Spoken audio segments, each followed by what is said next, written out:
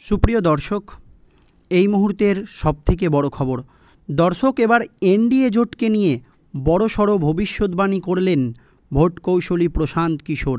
আর তাতেই গোটা দেশের রাজনীতিতে পড়ে গিয়েছে জোর জল্পনা।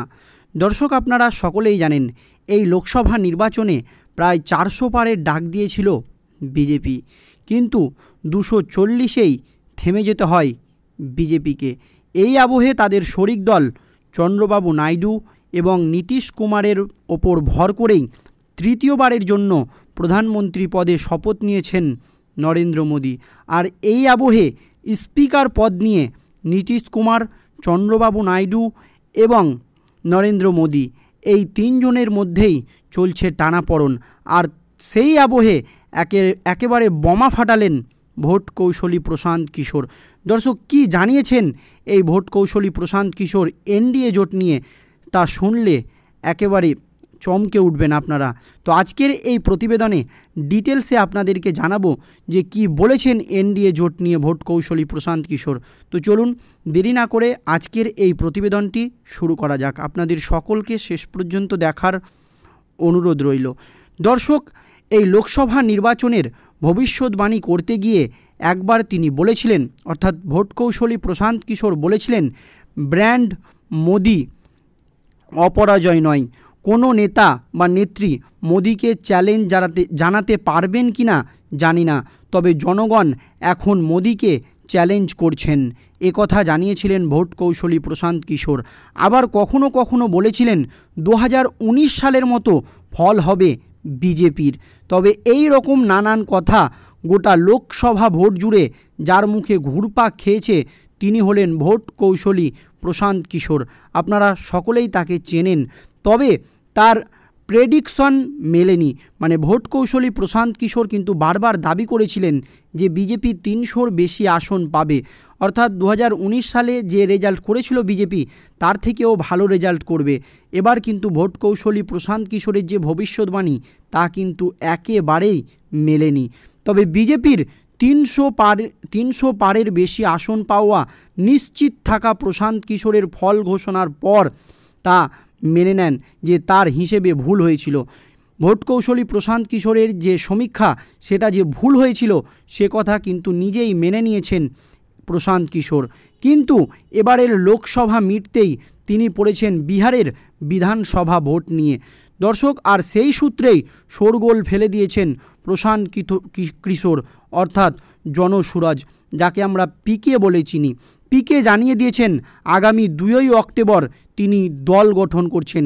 এবার কিন্তু নতুন দল গঠন করতে চলেছেন এই ভোট কৌশলী প্রশান্ত কিশোর।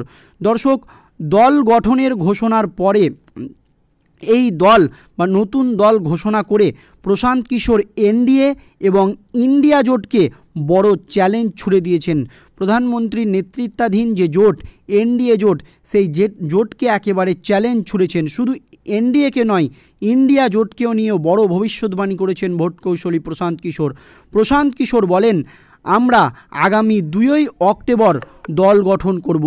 আমি লিখে দিচ্ছি, বিহারের মানুষ 2025 সালের বিধানসভা নির্বাচনে এনডিএ এবং ইন্ডিয়া জোটকে সম্পূর্ণরূপে নিশ্চিহ্ন করে দেবে। এবার জনসুরজকেই বিহারে বিজয়ী করবে বা জয়ী করবে জনগণ।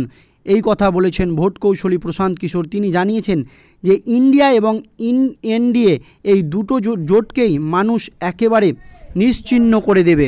দর্শক, এই বিষয়ে ভোট কৌশলী প্রশান্ত কিশোরের মন্তব্য, এবার জনসুরজকেই বিহারে জয়ী করবে জনগণ, এমনই বলেন ভোট কৌশলী প্রশান্ত কিশোর। এছাড়াও আরও তার গুরুত্বপূর্ণ মন্তব্য, প্রশান্ত কিশোর কোথায়? কেউ আমাকে জিজ্ঞাসা করেছেন জনসুরজ কার ভোট কাটবে, এনডিএ নাকি ইন্ডিয়া জোটের? এই বিষয়ে তাকে প্রশ্ন করা হলে তিনি বলেন, আমরা তাদের জানিয়ে দিচ্ছি জনসুরজ এনডিএ এবং ইন্ডিয়াকে বিহার থেকে মুছে ফেলবে, কারণ জনসুরজ সম্পূর্ণভাবে বিহারের মানুষের সঙ্গে রয়েছে এবং মানুষও আমাদের সঙ্গে রয়েছে, এমনই মন্তব্য করেন ভোট কৌশলী প্রশান্ত কিশোর। এই আবহে পিকের দাবি, বিহারের সব জেলায় এক টানা ঘুরে মানুষের সঙ্গে দেখা করার পর এবং বিহারের রাজনৈতিক পরিস্থিতি পর্যবেক্ষণ করে তিনি অনুভব করতে শুরু করেছেন বিহারের মানুষ পরিবর্তন চান। তাদের কথাই, জনগণের আশা আকাঙ্ক্ষার কথা বিবেচনা করে তিনি বিহারে একটি নতুন বিকল্প দিতে চান। আর সেই সূত্রেই তিনি একটি নতুন দল নিয়ে মাঠে নামার প্রস্তুতি নিচ্ছেন। এ আবহে ভোট কৌশলী প্রশান্ত কিশোর একেবারে একটি নতুন দল তৈরি করে বিহারের রাজনীতিতে নামার চেষ্টা করছেন। দর্শক, এই আবহে প্রশান্ত কিশোর আরও বলেন, বিহারের 50%-এরও বেশি মানুষ নতুন বিকল্প খুঁজছেন, কারণ মানুষ লালু, নীতিশ এবং বিজেপির ওপরে একেবারেই ক্ষুব্ধ। জনসুরজের নেতা হিসাবে প্রশান্ত কিশোর গত 1.5 বছর ধরে বিহারে পদযাত্রা করেছেন। তার কথাই, বিহারের 50%-এরও বেশি মানুষ চায় একটি নতুন দল গঠন করা হোক। জনগণ চায় বিহারে যদি উন্নতি করতে হয় তবে রাজ্যে একটি নতুন দল বা একটি নতুন বিকল্প গঠন করা উচিত, কারণ মানুষ গত 30 বছর ধরে লালু, নীতিশ এবং বিজেপির ওপর বেজায় বিরক্ত। তাদের কোনো বিকল্প পথ নেই, সেই জন্যই মানুষ বাধ্য হয়ে এদেরকে ভোট দিচ্ছে। এমনই মন্তব্য করেন ভোট কৌশলী প্রশান্ত কিশোর।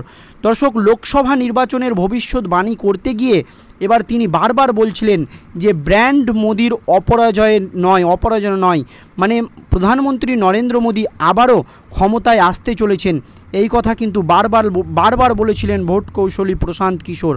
কোনো নেতা নেত্রী মোদীকে চ্যালেঞ্জ জানাতে পারবেন কি না জানি না, তিনি কথাও বলেছিলেন যে কোনো নেতা বা নেত্রী প্রধানমন্ত্রী নরেন্দ্র মোদীকে চ্যালেঞ্জ জানাতে পারবেন না। কথা কিন্তু বারবার বলেছিলেন ভোট কৌশলী প্রশান্ত কিশোর। তিনি বলেন, তবে জনগণ এখন মোদীকে চ্যালেঞ্জ করেছেন। আবার কখনো বলেছেন 2019 সালের মতো ফলাফল হবে বিজেপির। এই রকম নানান কথা গোটা লোকসভা ভোট জুড়ে যার মুখে ঘুরপাক খেয়েছে তিনি হলেন ভোট কৌশলী প্রশান্ত কিশোর। আর এবার সেই ভোট কৌশলী প্রশান্ত কিশোরের মুখেই কিন্তু উল্টো কথা। তিনি বলেছেন তার নতুন দল সুয়ারেজকেই সবাই ভোট দেবে, কিন্তু ইন্ডিয়া জোট এবং এনডিএ জোট, এই জোট একেবারে ভেঙে চূর্ণ বিচূর্ণ হয়ে যাবে। এমনই মন্তব্য করেছেন ভোট কৌশলী প্রশান্ত কিশোর। জানিয়ে কিন্তু রাজনৈতিক মহলে তৈরি হয়েছে একেবারে জোর জল্পনা। সত্যিই কি ইন্ডিয়া জোট ভেঙে যাবে বা এনডিএ জোট ভেঙে যাবে? দর্শক, আপনাদের কি মতামত এই বিষয় নিয়ে একটু ভিডিওর কমেন্ট বক্সে কমেন্ট করে জানাবেন। ধন্যবাদ সুপ্রিয় দর্শক।